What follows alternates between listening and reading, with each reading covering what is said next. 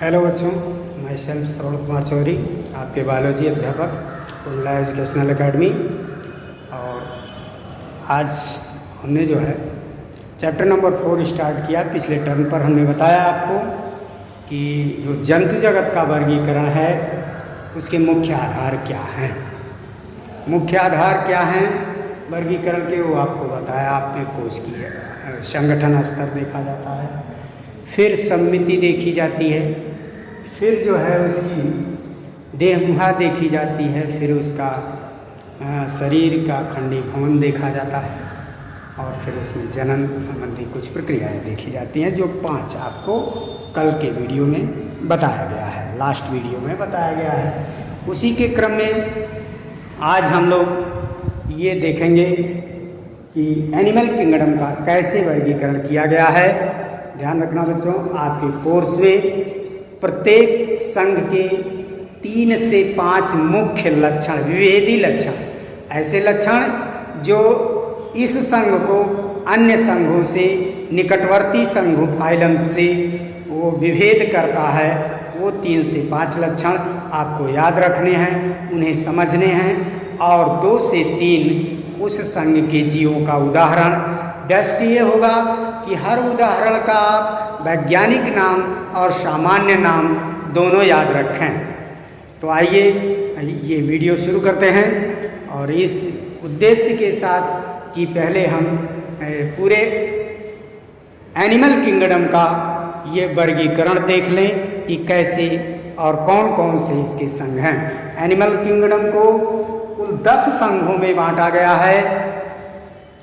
बच्चों ये ध्यान रखिएगा, एक कोशिकीय जो एनिमल है जिसे आप अमीबा, पैरामीशियम कहते हैं, आरे छट्टेकर ने उसे प्रोटिस्टा मोनेरा में रख दिया था, इसलिए जो है प्रोटिस्टा में रखा था, इसलिए वो अलग हो गया, एक फाइलम जो वहाँ चला गया। उसके अलावा जो बहुकोशिकीय जंतु हैं उनका, बहुकोशिकीय जंतुओं का वर्गीकरण यहाँ दिया जा रहा है। यह वर्गीकरण संघ स्तर तक का है। इस संघ में आपने देखा बहुकोशिकीय जंतुओं को 10 संघों में बांटा गया है, जो आपको इस बोर्ड पर दिखाई दे रहा है। 10 संघों के नाम आप ऐसा ही चित्रारेख बना लेंगे। फिर आगे एक एक संघ के 3 से 5 विभेदी लक्षण, वे लक्षण जो निकटवर्ती संघों को, फाइलम्स को उससे विभेदित करते हैं, अलग करते हैं, और उन 3 से 5 लक्षणों को लिखना है। और 2-3 जीवों का, उदाहरण जीवों का नाम लिखना है, और उसमें से किसी एक जीव का आपको चित्र बनाना है। हर संघ में आपको क्या करना है कि 3 से 5 विभेदी लक्षण लिखने हैं, कम से कम 2-3 उदाहरण जीवों का नाम लिखना है, और एक जीव का आपको चित्र बनाना है, जो आपका प्रैक्टिकल कोर्स भी है। तो इस तरह से हम 2-2 संघ के विवरण पर डे 3 संघ के देते जाएंगे। छोटे होंगे 4 देंगे, और नहीं तो 3-2 ऐसे आपको देते जाएंगे। आपको 2-3 वीडियो में ये पूरा विवरण मिलेगा, जो केवल आपको समझाया जाएगा, आपको उसको सुन करके आपको कॉपी में लिखना होगा। आप देखते हैं कि एनिमल किंगडम मल्टी सेलुलर लिखा है यहाँ पर, एनिमल किंगडम मल्टी सेलुलर, यानी बहुकोशिकीय जंतुओं का ये वर्गीकरण दिया गया। तो पहला जो वर्गीकरण का आधार है, संगठन स्तर को देखते हुए इन्हें वैज्ञानिकों ने 2 समूहों में बांटा। एक तो वह समूह जिनके अंदर रखे गए जीवों का शरीर ऊतक, अंग या अंग तंत्र स्तर के संगठित होता है, अर्थात समस्त जीवों को संगठन स्तर देखते हुए 2 भागों में बांट दिया गया। एक वे जीव जिनके शरीर का संगठन स्तर कोशिकीय स्तर का है, अर्थात वह जीव बहुत सारी कोशिकाओं को तो बने हैं, परंतु उसमें ऊतक जैसी कोई संरचना नहीं बनी है। ये सरलतम जीव हैं। अमीबा के बाद सेकंड पोजीशन पर आने वाले सरलतम जीव हैं। जैसा आपने देखा कि अमीबा एक कोशिकीय जीव है, पैरामीशियम एक कोशिकीय जीव है, तो फिर उसमें ऊतक बनने का कोई प्रश्न नहीं बनता। ऊतक है क्या?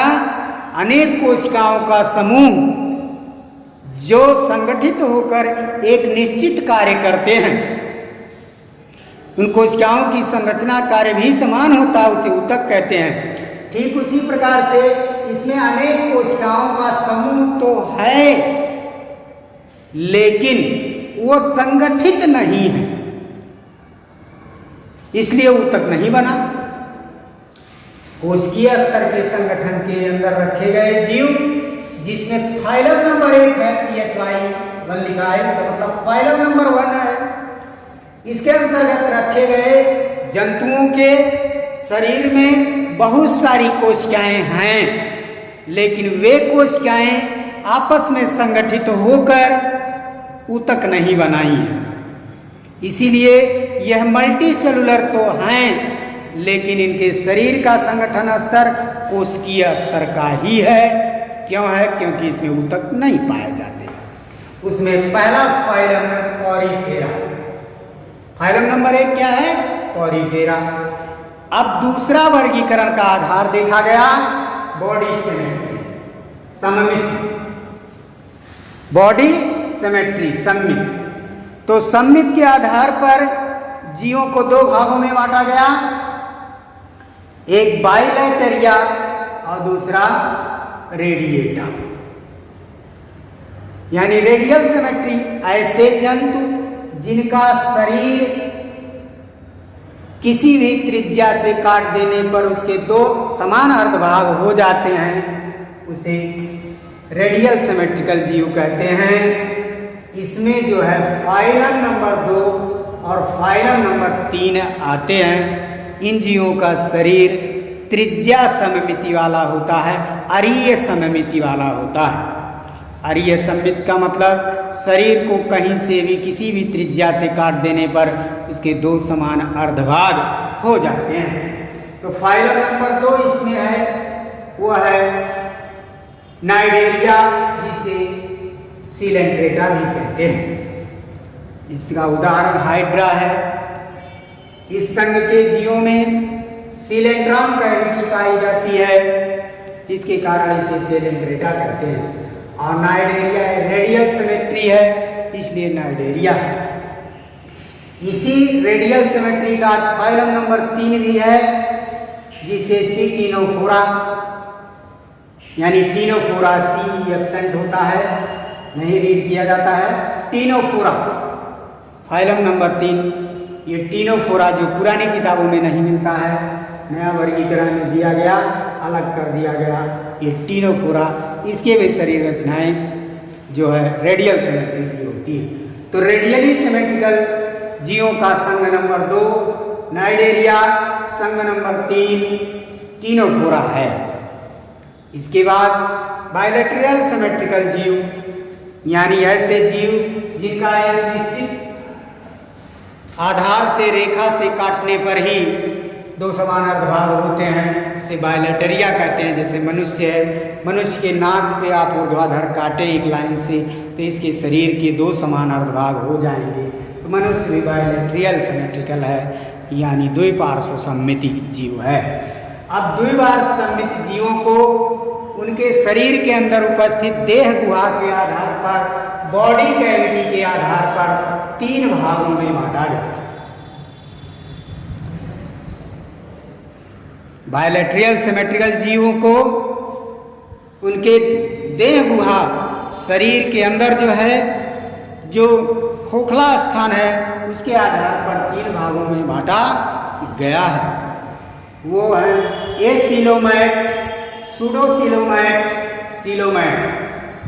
यानी ऐसे जीव जिनमें देह गुहा नहीं पाई जाती है सिलोमैट, इसमें आभासी देह गुहा पाई जाती है, और वह देह गुहा युक्त अर्थात शरीर के अंदर खोखला भाग जिसमें अन्य अंग लटकते रहते हैं, उसे देह गुहा कहते हैं।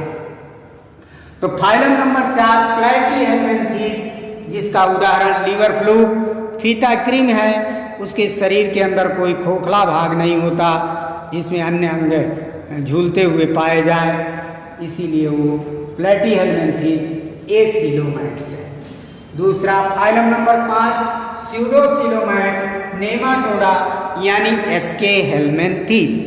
ध्यान रहे, नेमाटोडा को ही एसके हेलमिन्थीज भी नाम देते हैं। इसमें आभासी देह गुहा बनती है, यानी बनती भी है और नहीं भी बनती है, बीच की स्थिति होती है। इनके देह गुहा में द्रव भरा रहता है, खोखला नहीं होता। इसमें देह गुहा होती नहीं, इसमें देह गुहा होती है लेकिन द्रव भरा रहता है। इधर के किसी भी जीवों में, संघ के जीवों में देह गुहा नहीं पाई जाती है, ध्यान रखना। इधर से सभी जीवों में देह गुहा नहीं पाई जाती और सब जो है एसिलोमैट है।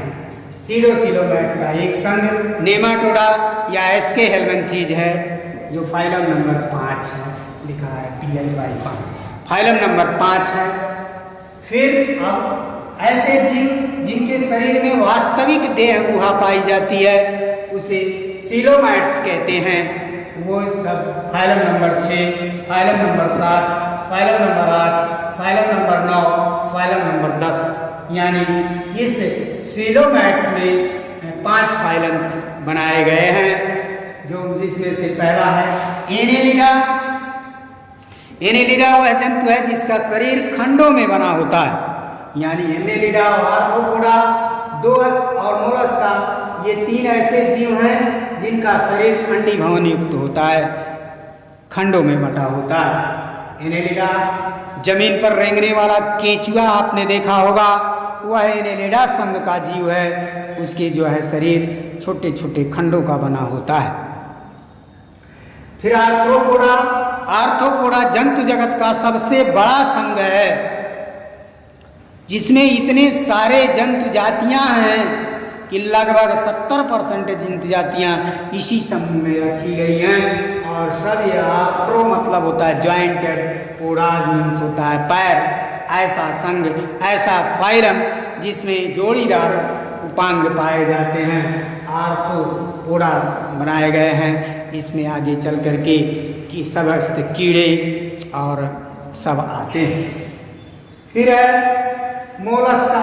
मोलस्का मतलब मुलायम शरीर वाले जंतु हैं, इनके भी खंड होते हैं, अंदर नहीं होता है। घोंघे, सीप, संखियाँ आपने देखे होंगे, वो सब मोलस्का संघ के जीव हैं। इकाइनोडर्मेटा, यह एक एक्सेप्शन है। देखिए बेटा, इधर के सारे जीव तो बायलैटरल सिमेट्रिकल हैं, लेकिन इकाइनोडर्मेटा जिसमें स्टार फिश है यह रेडियल सिमेट्रिकल है। तो यहाँ आप नोट करें कि रेडियली सिमेट्रिकल जीव, तो यहाँ पर टिनोफोरा और नाइडेरिया था, साथ ही इकाइनोडर्मेटा भी एक ऐसा जंतु बीच में आ गया जो रेडियली सिमेट्रिकल है। चूंकि यह जीव में देह गुहा होती है और अखंडी भवन होता है, फिर भी जो है इसका बॉडी रेडियली सिमेट्रिकल होता है, कुछ सदस्यों का, सबका नहीं। इसीलिए इसे स्टार बना करके हमने रेडियल लिख दिया है। आप इसको याद रखेंगे कि ये बीच में आने वाला इकाइनोडर्मेटा फाइलम के जंतु जो है रेडियली सिमेट्रिकल होते हैं। फिर कॉर्डेटा। कॉर्डेटा जंतु जगत का सबसे विकसित फाइलम है जिसके शरीर में हड्डियां, बोन्स, नोटोकार्ड पाया जाता है, उन्हें कॉर्डेटा। इस तरह से आपने पढ़ा होगा कि समस्त जंतुओं को नोटोकार्ड के आधार पर 2 सब फाइलम में बांट दिया गया था, एक कॉर्डेटा और दूसरा नॉन कॉर्डेटा। यानी समस्त एनिमैलिया को 2 भाग में बांटा गया था, नोटोकार्ड के आधार पर नॉन कॉर्डेटा